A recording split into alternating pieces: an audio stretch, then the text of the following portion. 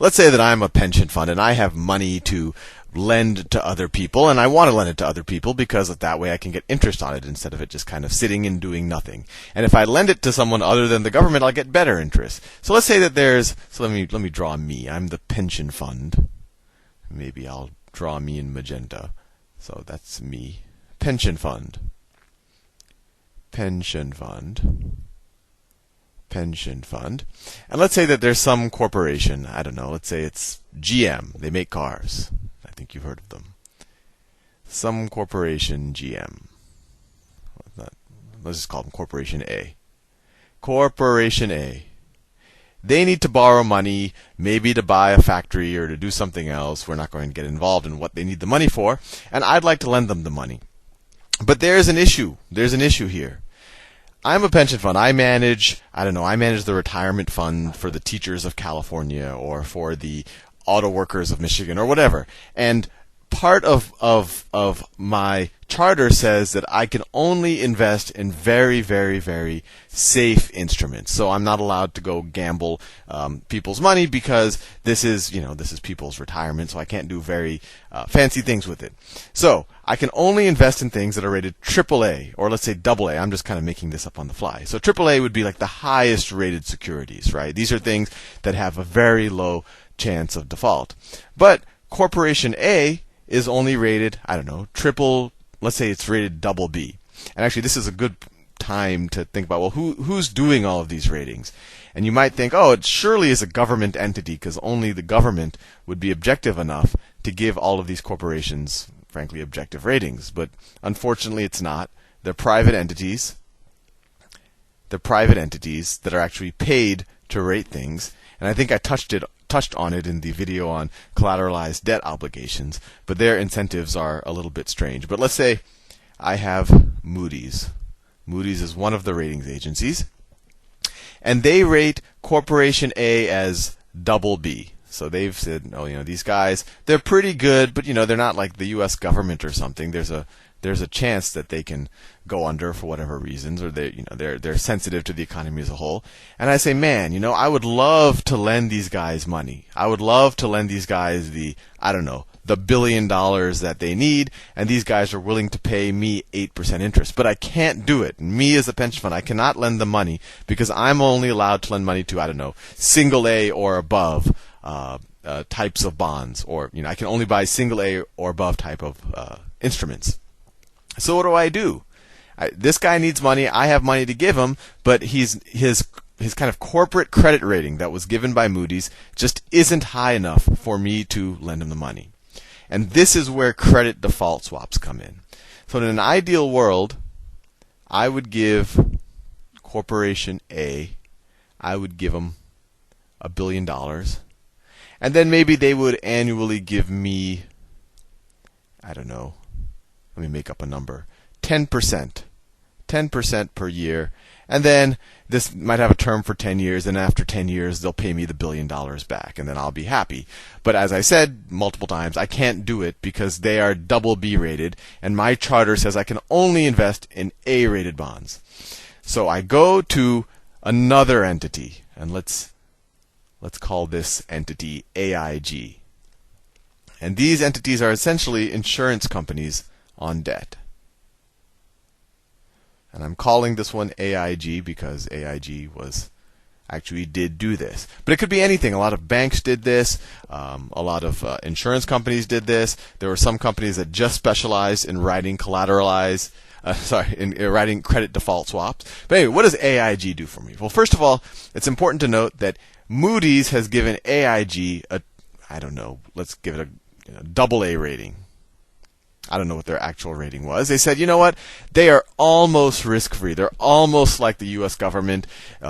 Moody's has looked at their books, or supposedly, or hopefully has looked at their books and says, they're if you loan them money, they're good for it. So they have a very, very high rating. Although once again, you have to worry about the incentive, because who paid Moody's to give them that rating? And whenever there's, you're getting paid to give a rating, you have to wonder about what your incentives are in terms of how you rate things.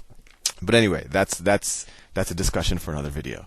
But what AIG says is, you know what, pension fund? I know you want to lend Corporation A money, and Corporation A wants to borrow money from you, but you have this problem because they're double B rated. So what we're going to do is we're going to insure this bond. We're going to insure this loan that you're giving to Corporate B. So what we just want in return for that is an insurance premium. We want you to pay us a little bit of this interest every year. If you pay us a little bit of this interest every year, we will insure this payment. So you get 10% a year, and I don't know, you give us 1% a year. So you give us 1% a year. So 1% a year. 1% a year, and this is also 1%. Just to learn a little bit of financial jargon, this is also, someone would say 100 basis points. A basis point is one basis point is 1/100th of a percent. So 1% is the same thing as 100 basis points. 2% is the same thing as 200 basis points. So you pay me 100 basis points of the 10% per year, and in exchange, I will give you insurance. I'll give you insurance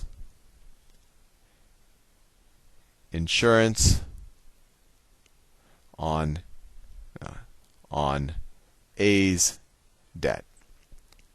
And in fact, it might have not even been structured this way. It might have been structured so that Corporation A right here, before even issuing the bonds, they include this insurance with the bonds. So instead of giving 10%, they cut out 1% to insure it, and then these essentially become double A bonds. And why is that? Well, they're double B, but you're being insured by someone who is double A. So all of a sudden, these bonds, because they're being insured by this entity that is double A, which Moody's has, determined is double A, these bonds are now good enough for my pension fund to hold, because I say, you know what? Even if Corporation A goes under, I have this double A guy insuring it, and so I'm fine. So this is the equivalent of holding double A bonds. And what's my effective interest rate? Well, I'm getting 9% per year, right? I'm getting 10% per year from Corporation B, and then I have to pay 1% to AIG. And if Corporation B goes under tomorrow, AIG is going to give me my $1 billion back. And you might say, hey, Sal, this sounds like a pretty good situation. And this is where it starts to get a little bit shady. Because AIG, they're not just insuring my debt or my loan that I gave to Corporation A. And think about it. AIG didn't have to do anything. AIG didn't have to put up any collateral. AIG didn't say, oh, you know what? Out of all of our assets, here is $1 billion that we're going to set aside just in case Corporation A doesn't pay, right? You would think that if you wanted to be guaranteed that this money was going to come to you, this AIG Corporation would have to set aside the money. But they didn't have to do that. They just had to say, hey, Moody's has said we're double A. We're good for debt. We're good for insurance. So you just pay us 1% a year and trust us, or trust Moody's that we really are good for the money. They never had to set aside the money. So you're just kind of going a bit on a leap of faith that if and when Corporation A defaults, AIG is going to be good for the money. Now this is where it gets interesting. Let me erase Moody's from the screen. Actually, maybe I'll go down here. AIG didn't just insure my debt. Let's say that there is Corporation C's debt. Corporation C. Let's say that they're B. I don't know. All these ratings have different terminology. Let's say they're B plus rated, right? And let's say there's $10 billion of debt that they borrow from some other party.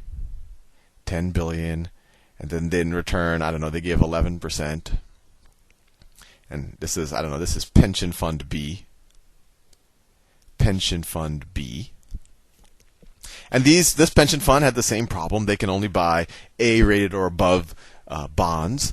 So AIG also insures their debt that they gave to Corporation C. So maybe they'll pay them. Corporation C is maybe a little bit riskier. So out of the 11%, I have to pay maybe, 150 basis points. Or 1.5%. That's the same thing as 1%. And in exchange, they insure C's debt. Now, something very interesting can happen here. AIG all of a sudden has an excellent business model, right? Because they were able to get this AA rating from Moody's, they can just keep insuring other people's debt, and they don't have to put any money aside, right? They don't have to give their assets to anyone else, and they just get these income streams, right? From my pension fund, they're getting 1% per year of the $1 billion.